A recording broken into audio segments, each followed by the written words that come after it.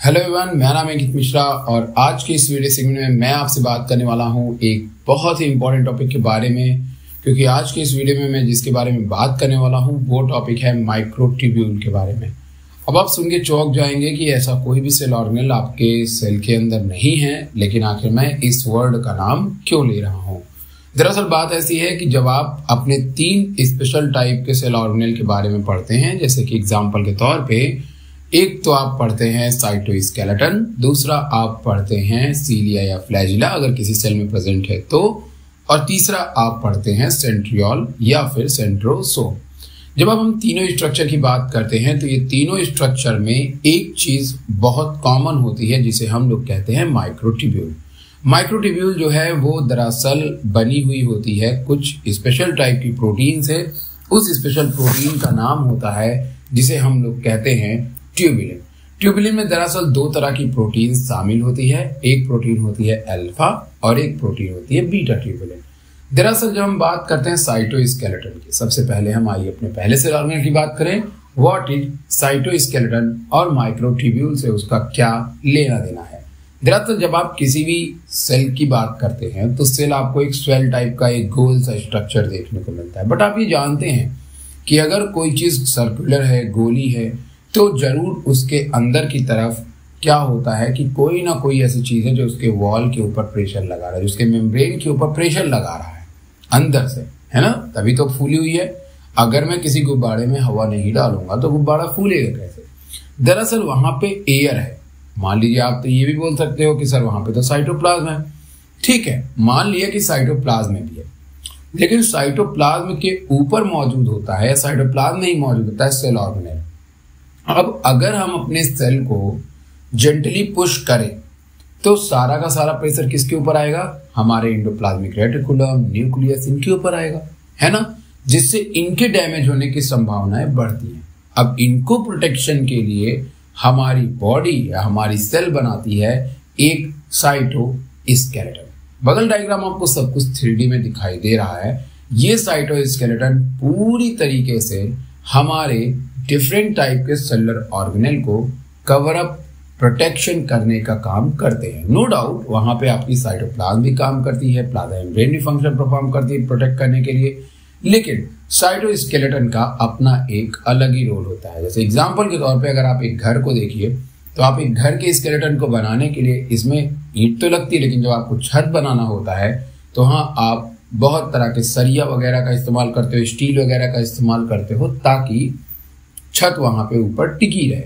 उसी तरीके से हमारी सेल के चारों तरफ एक साइटोस्केलेटन होता है जो काफी इंपॉर्टेंट टाइप के प्रोटीनियस प्रोडक्ट से बनी होती हैं। जैसे कि उसमें सबसे पहला नाम आता है माइक्रोट्यूब्यूल का। माइक्रोट्यूब्यूल का नाम मैं इसलिए ले रहा हूं क्योंकि आपके इन तीनों सेल ऑर्गेनेल के अंदर, चाहे फिर वो साइटोस्केलेटन हो, चाहे फिर वो सीलिया हो, या फिर चाहे फिर वो आपका सेंट्रोसोम या सेंट्रियोल हो, इन तीनों में आपको माइक्रोट्यूब्यूल ही देखने को मिलता है। अलग अलग टाइम पे माइक्रोट्यूब्यूल अपने अलग अलग टाइप के फंक्शंस को परफॉर्म करता है, इसीलिए माइक्रोट्यूब्यूल बहुत ही स्पेशल बन जाता है।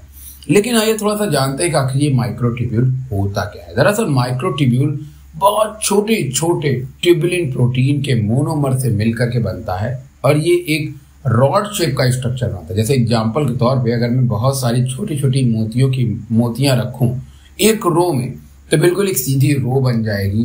बिल्कुल उसी तरह से ट्यूबुलिन प्रोटीन्स एक रो में लग करके माइक्रोट्यूब्यूल का स्ट्रक्चर बना लेते हैं और इसी तरह से माइक्रोट्यूब्यूल बनता है। और यही माइक्रोट्यूब्यूल जब एक सही अरेंजमेंट में आता है तो कभी बना लेता है सेंट्रियोल, तो कभी बना लेता है आपका क्या, सीलिया या फ्लैजिला। सीक्वेंस पे डिपेंड करता है, इनके रो पे डिपेंड करता है। अगर 3-3 रो के मौजूद है, 3-3 रो में मौजूद है तो उसको हम लोग जनरली सेंट्रियोल कहते हैं, और अगर 2-2 रो में है या डबलेट में है तो हम इसको जनरली सीलिया या फ्लैजिला का नाम देते हैं। अभी इसके बारे में आपसे डिटेल में बात करता हूं, अभी ध्यान से बस आप सुनिएगा। तो दरअसल साइटोस्केलेटन में हम 3 चीजें पढ़ते हैं। Number 1 microtubule, number 2 intermediate filament और नंबर 3 होता है माइक्रोफिलामेंट। यही तीनों चीजें जो है वो हमारे सेल को पूरी तरफ से कवर अप करती हैं और कवर अप करके हमारे सेल के साइटोस्केलेटन को बनाने में मदद करती हैं।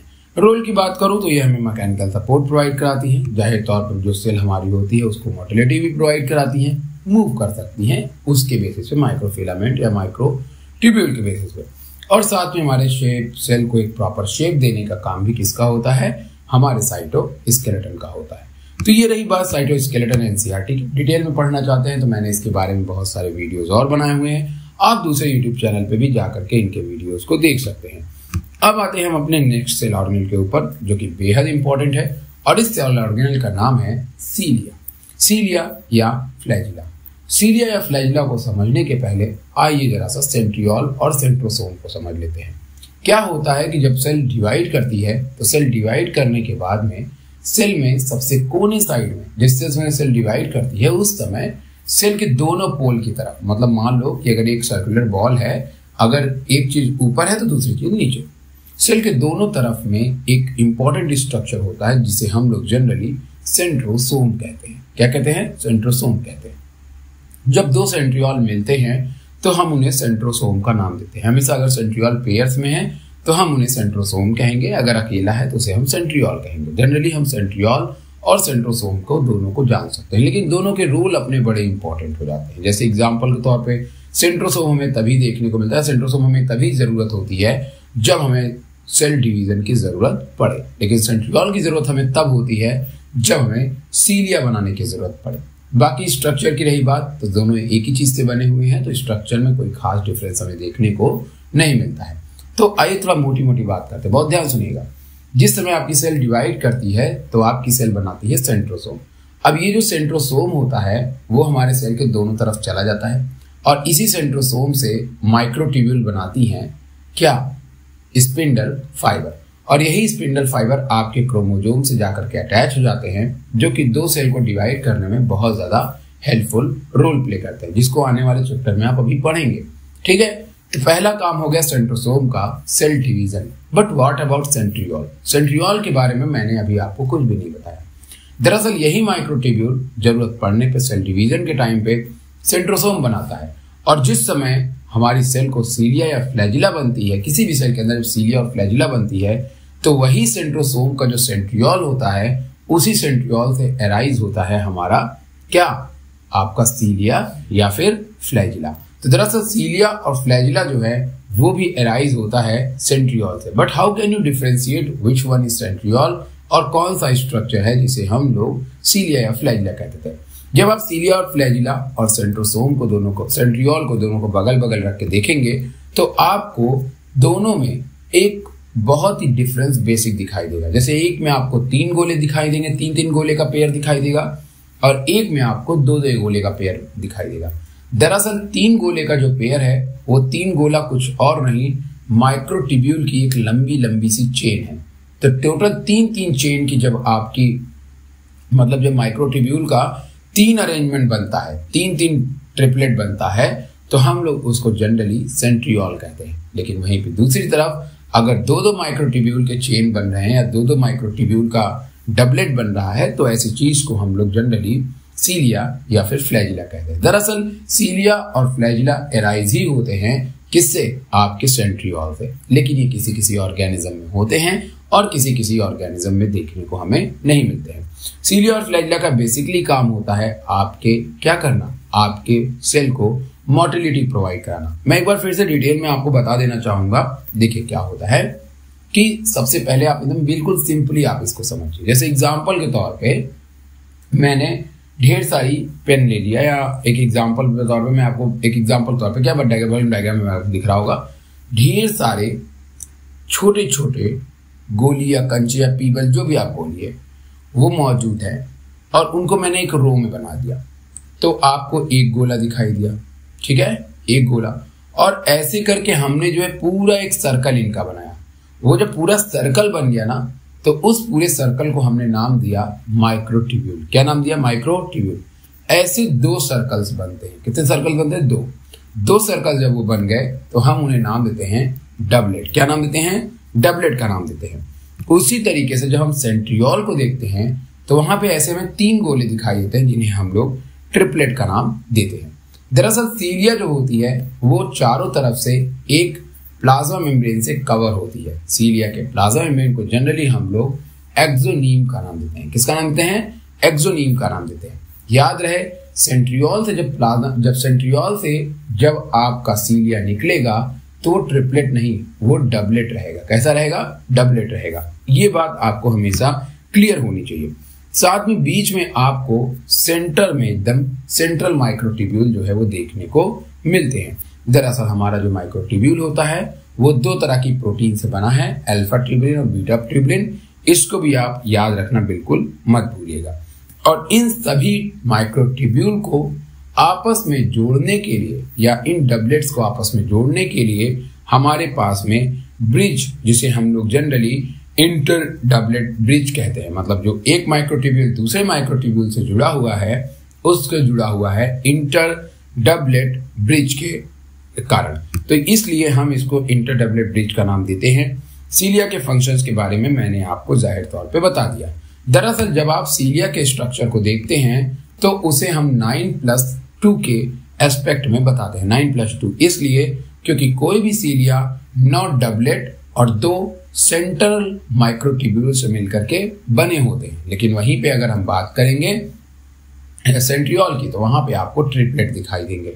तो 9+2 को आपको हमेशा याद रखना है, मतलब 9 आपके डबलेट होते हैं और बीच में 2 आपके सेंट्रल माइक्रोट्यूब्यूल होते हैं। तो इसलिए आप इसको हमेशा ध्यान में रखिएगा। और ये बिल्कुल एक शीथ के अंदर मौजूद होती है। उस शीथ का नाम हम लोग देखते हैं एक्सोनीम। तो जाहिर तौर पे होपफुली आपको आज का ये वीडियो अच्छी तरह से समझ में आ गया होगा। 3D डायग्राम आप देख सकते हैं। और अगर आपको ये वीडियो समझ में आया हो तो वीडियो को लाइक करिएगा।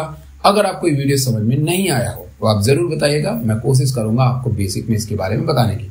साथ में इसका डिटेल वीडियो मैं नीचे की तरफ डाल दूंगा, लिंक आप उसको भी जो है आराम से देख सकते हैं जा करके। मैं फिर से आपको क्लियर कर दूं, माइक्रोट्यूब्यूल ही सब कुछ है। माइक्रोट्यूब्यूल ही जरूरत पड़ने पे आपकी सेल का साइटोस्केलेटन बनाता है। माइक्रोट्यूब्यूल ही जरूरत पड़ने पे आपकी सेल में सेंट्रोसोम बनाता है। सेंट्रोसोम, अब देखो बनाने का मतलब ये है कि जैसे एग्जाम्पल के तौर पे तुम्हारे पास ईंट है। अब ईंट से तुमको जब जरूरत पड़ा तुमने छोटा घर बनाया, जब जरूरत पड़ा तुमने बड़ा घर बनाया, जब जरूरत पड़ा उससे तुमने कुछ और चीज बनाया। ये तुम अपने हिसाब से चीजों को ढाल सकते हो। बस वही चीज माइक्रोट्यूब्यूल का है। जब हमारे सेल को माइक्रोट्यूब्यूल की जैसी जरूरत पड़ी वैसा उसने इस्तेमाल किया। लेकिन हाँ, नो डाउट उनका स्ट्रक्चर बनाने का तरीका एक ही जैसा रहता है।